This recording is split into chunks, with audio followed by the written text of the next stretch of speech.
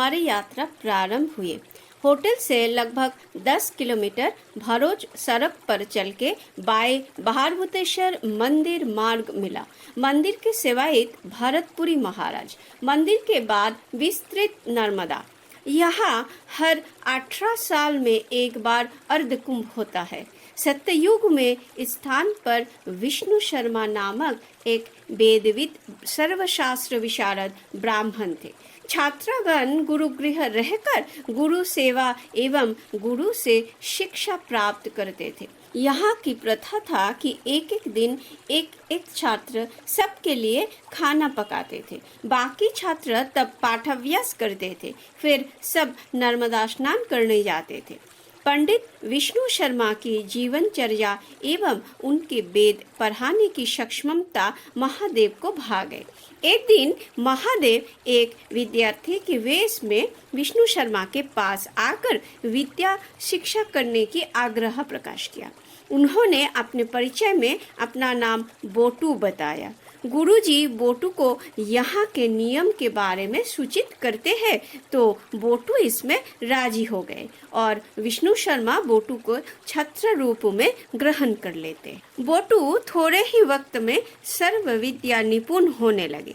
एक दिन बोटू को सबके लिए खाना बनाने की बारी आई। बाकी छात्राओं को लेकर गुरुजी नर्मदा स्नान एवं तर्पण करने गए। बोटू अकेले पाकशाला जाकर संकल्प करने से ही स्वादिष्ट एवं सुवासित खाना प्रस्तुत हो गए। फिर बोटू भी नर्मदा स्नान के लिए पहुंचे। छात्राओं ने उन्हें पूछा, आज तुम्हारी बारी था खाना पकाने की, तुम इतना जल्दी कैसे आ गए नर्मदा स्नान में? क्या तुम खाना नहीं बनाए? हम सब भूखे हैं। अगर हमें समय पर खाना ना मिला तो हम सब तुम्हें नर्मदा में फेंक देंगे। बोटू ने जवाब में कहा कि अगर तुम्हें खाना मिल जाए तो मैं तुम सबको नर्मदा में फेंक दूंगा।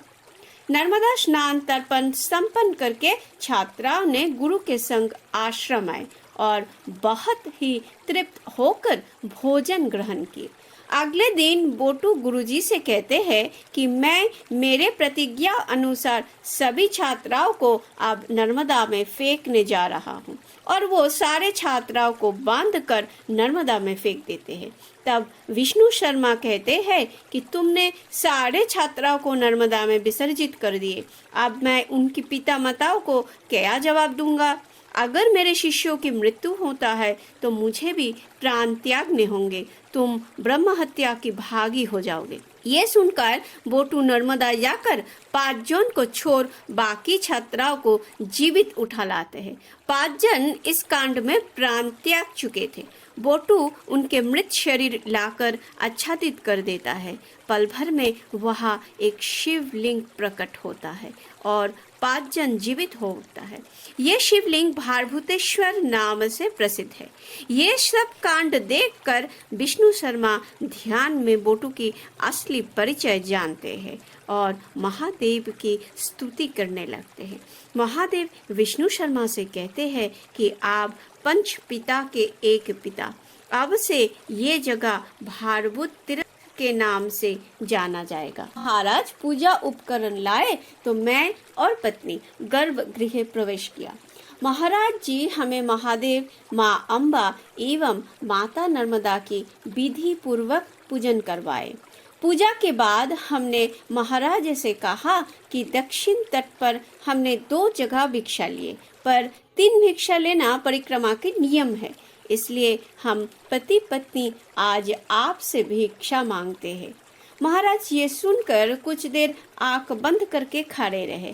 फिर अपने कुटिया से एक माँ नर्मदा की मूर्ति और शिवलिंग लाकर हमें भिक्षा में दिया और कहने लगे कि इन्हें अपने घर में स्थापन करना, रोज पूजा आरती करना, मानो माँ और शिव जी अपने मर्जी से जा रहे हैं तुम्हारे संग। हम दोनों ये भिक्षा पाकर बड़ा ही खुश हुए।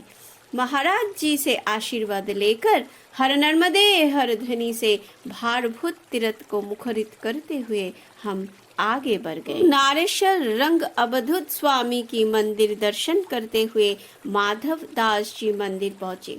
श्री माधव दास जी नवद्वीप जन्म ग्रहण किए। वो वैष्णव मंत्र से दीक्षित होकर नर्मदा उत्तर तट मालसर तपस्या करने आए एवं एक उच्च कटि सिद्ध योगी रूप जाने गए। हम लोग जब मंदिर पहुंचे तब अंदर श्री गौरांग की भजन कीर्तन हो रहा था। पूरे मंदिर प्रांगण हरिनाम से मोहित हो उठा। मैं और पत्नी भी इस नाम में शामिल हो गए और आत्मानंद में खो गए। दर्शन करके जब हम मंदिर से बाहर आ रहे थे, मुख्य द्वार के पास कुछ छोटे कन्नाओं ने हाथ फैलाए तो मैं सबको 1-1 रुपए के कॉइन देते हुए गाड़ी तक पहुंचा। मैं बस गाड़ी चढ़ने ही वाला था कि अब तक दूर शांत खड़ी एक कन्या आगे आकर हाथ फैलाई। गाड़ी चढ़ के मैं उसके तरफ देखा। अनुमानित 15 साल उम्र की होगी। चेहरे में एक अलग मिठास, सफेद बाल, सफेद साड़ी। मैं उनसे बुलाया तो वो खिड़की के पास आई। मैंने 1 रुपए उनके हाथ में दिया और वो हंसकर रुपए के साथ हाथ वापस ले लिया। इतने में गाड़ी आगे बढ़ने लगा। अचानक मुझे जैसे मेरी बोध शक्ति वापस मिला और ख्याल आया कि इतनी छोटी बच्ची की सारे बाल सफेद कैसे हो सकता है और दूसरे बच्चे फ्रॉक पहने थे तो ये सफेद साड़ी क्यों? मैंने सुना है कि परिक्रमा में माँ किशोरी रूप में दर्शन देते हैं, पर माया आवृत होने से लोग उस वक्त उन्हें पहचान नहीं पाते हैं। मुझे इस बात की बहुत अफसोस होने लगा। काश मैं गाड़ी से उतरकर पास जाकर उन्हें दान देता। बाद में एक प्रिय भक्त को माँ ने हंसकर बताया कि मैं तो दर्शन दी थी, पर वो हमें पहचाने नहीं। 1 रुपए थमा के चले गए। आज भी हमें इस बात की गहरी अफसोस होता है। माँ के बारे में सोचते हुए हम गंगनाथ की तरफ बढ़ने लगे। एक बार जाह्नवी पशु रूप धारण करके इस तीर्थ पर नर्मदा स्नान करने आती है। तपस्वीगण ने यहाँ नर्मदा गर्भ से कल्होरी नाथ को ध्यानादेश अनुसार प्राप्त करके प्रतिष्ठा किया था। तब से ये तीर्थ गंगोनाथ एवं कल्होरिया तीर्थ के नाम से जाने जाते हैं। हम लोग गंगोनाथ के पूजा एवं अखंड धुनी और दीप दर्शन करके अगला तीर्थ बैश बेट की तरफ बढ़ने लगे। महामुनि बैश ऋषि पराशर के पुत्र रूप जन्म ग्रहण किए थे। व्यासदेव सारे तीर्थ दर्शन करके नर्मदा दक्षिण तट पर अपने तपस्या में सिद्धेश्वर महादेव की पूजा एवं ध्यान मगन रहते थे। महादेव की आशीर्वाद प्राप्त होकर वो इस स्थान पर अपनी तप जीवन अतिवाहित करने लगे। एक दिन पराशर, वशिष्ठ, ओत्री, अंगिरा, याज्ञवल्क्य, कात्यायन, बृहस्पति, विष्णु, मनु प्रमुख मुनि ऋषि एवं देवताओगण सशिष्य व्यासदेव के आश्रम उपस्थित हुए। व्यासदेव सबको सविनय प्रणाम करके आरण्य शाक एवं फल मूलादि अर्पण करना चाहा तो पराशर मुनि बताए कि व्रत भंग की भय से नर्मदा दक्षिण तट पर ये लोग अन्न ग्रहण नहीं करना चाहते हैं। ये जानकर व्यासदेव नर्मदा तट आकर माँ की स्तुति करने लगे। व्यासदेव की प्रार्थना सुनकर माँ नर्मदा प्रसन्न हो के कहे कि आप दंड धारण पूर्वक मेरे पहले चलते रहे, मैं आपके पीछे बहती हुई आती रहूंगी। इस तरह व्यासदेव नर्मदा को आश्रम की दक्षिण भाग से बाहित करते हैं ताकि उनकी आश्रम उत्तर तट पर आसीन हो। ये आश्चर्य कार्य देख ऋषि और देवतागण व्यासदेव की आतिथ्यता स्वीकारते हैं। चादद तीर्थ 30 किलोमीटर। देव वरुण, जम और पवन देव यहाँ तपस्या किए थे। इस तीर्थ पर वासुदेव मंदिर, मातृ मंदिर, सत्यनारायण मंदिर एवं कैवलेश्वर मंदिर है। चादद तीर्थ दर्शन करके हम लोग औड़ी संगम पहुँचे। मैं और पत्नी गाड़ी से नहाने की सारे सामान लेकर धीरे धीरे औड़ी संगम के पास आ गए। ओवरी संगम एक बहुत ही अहम तीर्थ माना जाता है।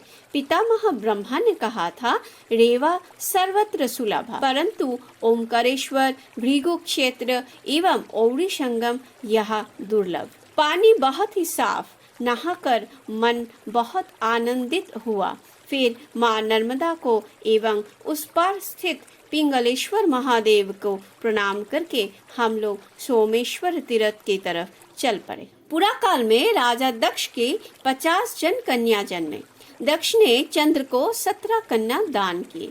चंद्रदेव 17 कन्याओं में से रोहिणी की तरफ ज्यादा अनुरक्त हो उठे, तो बाकी कन्याओं ने पिता के पास शिकायत कर देते हैं। दक्ष की अभिशाप में चंद्र क्षयग्रस्त होकर पितामह ब्रह्मा के निकट प्रार्थना करते हैं। फिर ब्रह्मा की परामर्श अनुसार चंद्रदेव रेवा तट ओवरी संगम पर 300 वत्सर तपस्या किए। तत्पश्चात महादेव की कृपा लाभ करके चंद्र अपना रूप प्राप्त करके यहाँ के एक जागृत शिवलिंग प्रतिष्ठित करते हैं। इस मंदिर में एक ब्राह्मण शिक्षक हमारे साथ लाए हुए उपाचार से हमें सोमेश्वर की पूजन करवाते हैं। मंदिर प्रांगण में खड़े होकर चारों ओर सिद्ध साधक स्थापित विभिन्न प्रकार शिवलिंग दर्शन करके हमें लगने लगा जैसे शिवलिंग के बगीचे में हम खड़े हैं। ये एक बहुत ही अपूर्व तीर्थ क्षेत्र है। सोमेश्वर मंदिर के बाद ओवरी तट नर्मदा मंदिर दर्शन करके हम लोग कुबेरेश्वर मंदिर पहुँचे। सत्ययुग में कुबेर, वरुण, यम और वायु ये 4 लोकपाल नर्मदा तट की ओवरी संगम एवं चादर संलग्न स्थान पर तपस्या किए थे। ये कुबेर की तपस्थली। महंत जी ने हमें लेकर गर्भगृह प्रवेश किए और कुबेरेश्वर महादेव की अभिषेक पूजन करवाए। कुबेरेश्वर मंदिर से दाहिने तरफ तिलकवाड़ा रोड होकर आता है सप्तमातृका मंदिर। यहाँ महंत जी हमें बताए कि गौतम पत्नी अहल्या जब श्री रामचंद्र के पद स्पर्श से शाप मुक्त हुए, तब सप्तमातृका उन्हें इस स्थान पर महर्षि गौतम को हाथों सौंपे। गौतम ऋषि के अनुरोध पर सप्तमातृका यहाँ स्थित हुए। बाएं से सप्तमातृका के नाम योगेश्वरी, वैष्णवी, ब्राह्मणी, कौमारी, इंद्राणी, दंडधारिणी एवं बाराहो जी। मैं और पत्नी मातृकाओं को श्रृंगार करवाए।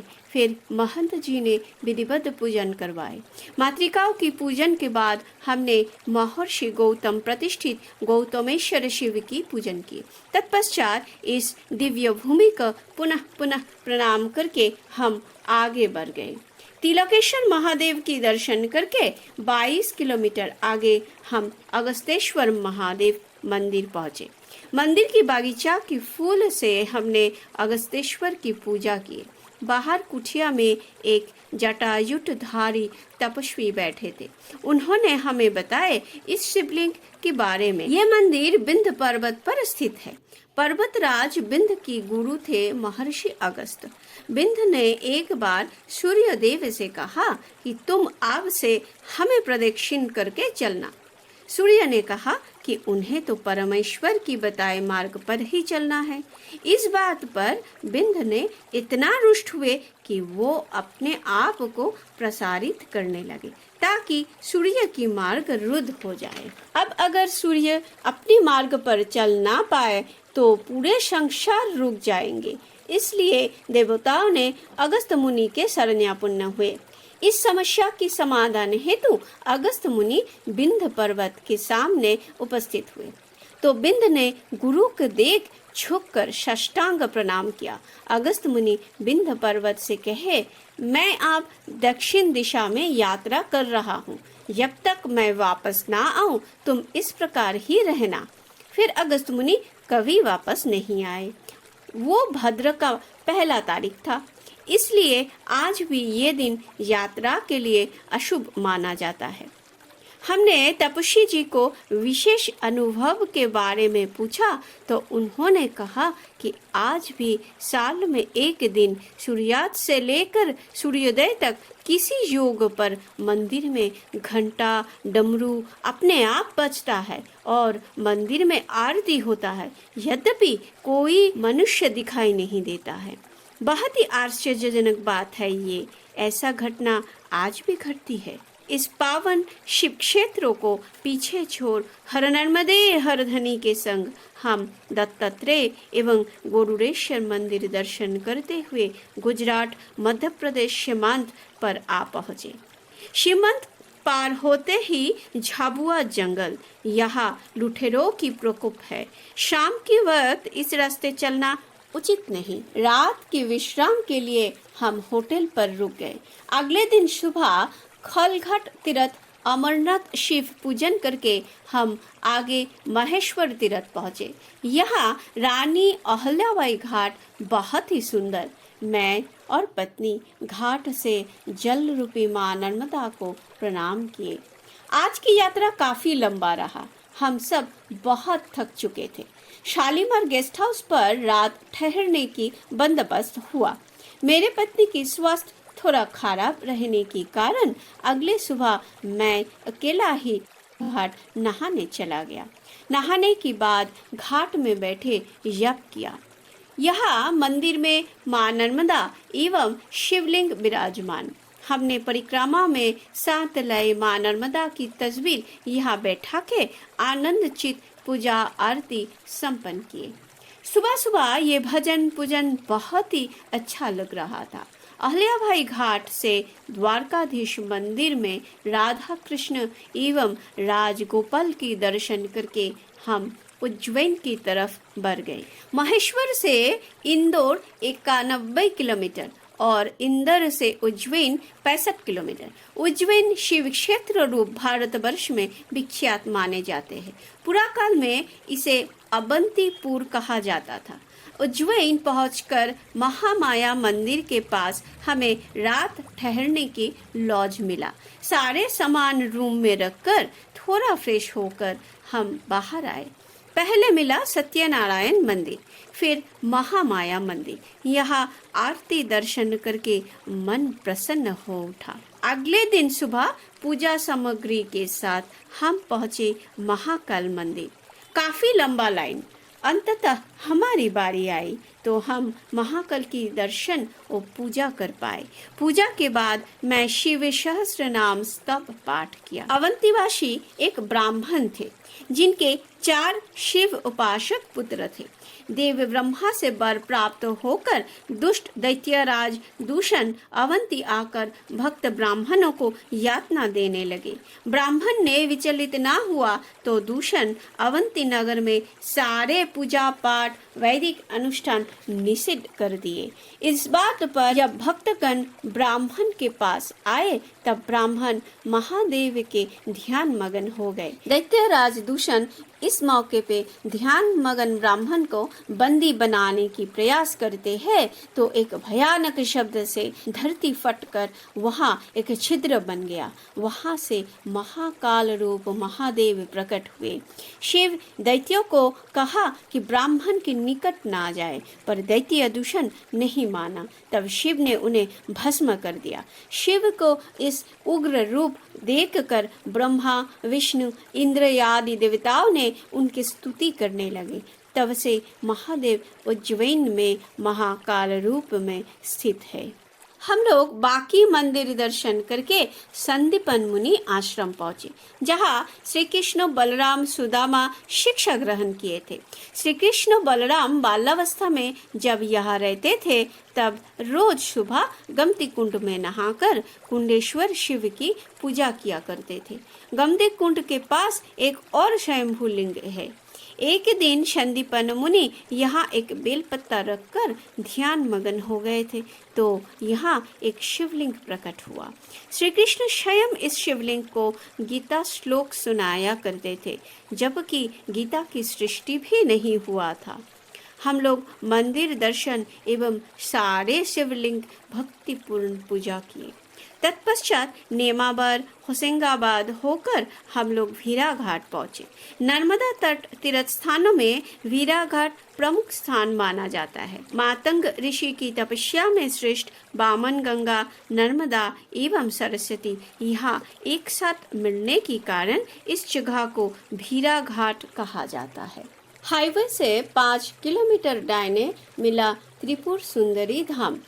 यहाँ माँ की एक ही मूर्ति में महाकाली, महालक्ष्मी और महासरस्वती रूप दिखाई देते हैं। यहाँ बहुत ही जागृत तपस्थली है। त्रिपुर सुंदरी मंदिर से आगे बगलामुखी माँ की मंदिर एवं चंद्रमौलेश्वर शिव की मंदिर है।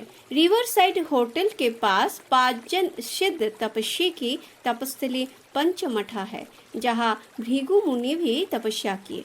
पंचमठा से 1 किलोमीटर आगे बानकुंड, असुर राज बानासुर यहाँ तपस्या करते थे। प्रतः वो 1.25 लाख शिवलिंग बनाकर पूजन करके इस कुंड में विसर्जित करते थे। पंचमठा से आगे 64 योगिनी मंदिर। 10वीं शताब्दी में राजा कर्णदेव इस मंदिर की स्थापना किया था। एक दिन शिव पार्वती वृक्ष पर बैठे कैलाश जा रहे थे। एक जन तपस्वी को यहाँ पर्वत पर तपस्यारत देख पार्वती ने शंभु को कहा कि आप इन्हें कृपया दर्शन दें। महादेव तब तपस्वी को दर्शन देकर कहते हैं कि मैं तुम पर प्रसन्न हूँ, तुम वर प्रार्थना करो। ऋषि शिव को प्रणाम करके कहते हैं कि मैं नर्मदा से नहाकर आकर वर प्रार्थना करता हूँ। ऋषि नर्मदा में नहाकर वहाँ ही समाधिस्थ रूप में ब्रह्मलीन हो गए। तब शिव ने माँ पार्वती से कहा कि तुम्हारे कहने पर मैं यहाँ आया, इसलिए तुम्हें भी मेरे संग यहाँ स्थित होना पड़ेगा। 64 योगिनी यहाँ सदा तुम्हारे सेवा करेंगे। अगले दिन बहुत सुबह हम लोग धुआंधार पहुंचे। बहुत ही मनमोहक दृश्य। जलप्रपात की जल उच्च रव नीचे पतित होकर फेनायित रूप प्रवाहित हो रही है। सामने ब्रिज है पर परिक्रमाकारी वहां नहीं जा सकता, इसलिए तट में खड़े हम जलप्रपात की सुंदरता निहारने लगे। अचानक मेरी पत्नी रो उठी। इतने सुंदर जगह आकर रोने की वजह मैंने पूछा तो उन्होंने कहा कि ओंकारेश्वर में यप करते वक्त वो जो माँ नर्मदा की दर्शन किए थे वो यही जगह था। इसी जलप्रपात पर माँ पद्माशिना थी। माँ की कृपा अपरंपार। महा आनंदित मैं और पत्नी नर्मदा में नहाकर यप और ध्यान करने लगे। वीराघाट से अमरकंटक की दूरी 235 किलोमीटर। अगले दिन सुबह हर नर्मदे हर ध्वनि देते हुए हम शाहपुर मार्ग से अमरकंटक की तरफ आगे बढ़ने लगे। इतना लंबा सफर करके मैं और पत्नी बहुत थक गए, परंतु हमारा मन उसी दिन परिक्रमा पूरा करना चाहा। अब परिक्रमा समापन से पहले हमें कुछ देर जंगल के रास्ते चल के जाना है। राजेश हमें पहाड़ी के नीचे जंगल के प्रांत पर उतर के मायकी बगिया चले गए। मैं, मेरी पत्नी और नान बाबू टॉर्च लिए जंगल में प्रवेश किया। तब शाम हो गया। अंधेरे में जंगल की ऊबड़ खाबड़ रास्ता, कभी जल की धारा और बस टॉर्च की लाइट। मेरी पत्नी की पैर में बहुत ही दर्द। किसी तरह माँ की नाम लेते हुए चलते चलते हम मायकी बगिया पहुँचे। मायकी बगिया पूजा संपन्न करके जब हम मातृ मंदिर पहुँचे, वहाँ चंद्रिमा महाराज रेवा कुंड पर हमारा प्रतीक्षा कर रहे थे। मैं और मेरी पत्नी कुंड के पास बैठा चंद्रिमा महाराज के कहे अनुसार रेवा संगम की जल आधा रेवा कुंड में छोड़ कुंड के पानी से जार भर लिए। महाराज बताए कि ये पानी से कभी जाकर ओंकारेश्वर की अभिषेक करे तो परिक्रमा पूरा संपन्न होगा। जब तक ओंकारेश्वर नहीं जा पाएंगे, इस जल रूपी नर्मदा को नित्य पूजन करना है। फिर बाकी विधि संपन्न करके चंद्रिमा महाराज हमें आशीर्वाद दिया और हमारा पूर्ण जलेहरी परिक्रमा समाप्त हुआ। साल 2009 मैंने नर्मदा परिक्रमा पर अपना पुस्तक लिखा। माँ नर्मदा की कृपा बार बार आश्चर्य रूप में हमारे सामने आए। साल 2010 में मैं और पत्नी ओमकारेश्वर जाकर परिक्रमा की अंतिम विधि संपन्न किया। मैं और मेरी पत्नी हमारे साधन जीवन में माँ की कृपा, उनकी उपस्थिति बार बार महसूस किए। माँ की कृपा अपरंपार। हर नर्मदे हर, मातु नर्मदे हर।